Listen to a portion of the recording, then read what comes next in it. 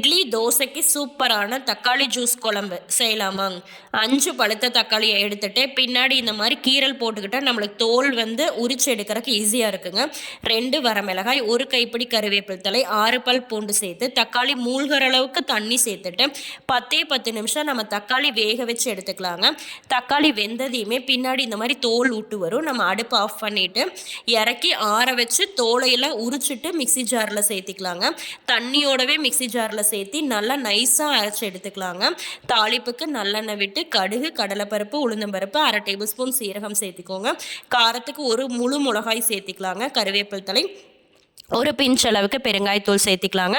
3 பெரிய வெங்காயம் சேர்த்து நல்லா வணங்கினதையுமே நம்ம அடித்து வச்ச பேஸ்ட்டு சேர்த்தி தேவையான அளவு தண்ணி சேர்த்திட்டு உப்பு போட்டு 10 நிமிஷம் கொதிக்க வச்சு எடுத்திங்கன்னா சூப்பரான தக்காளி ஜூஸ் குழம்பு ரெடிங்க. இட்லி தோசைக்கு ஊற்றி ஊற்றி சாப்பிடும்போது செம்மையாக இருக்கும். ட்ரை பண்ணி பாருங்கள்.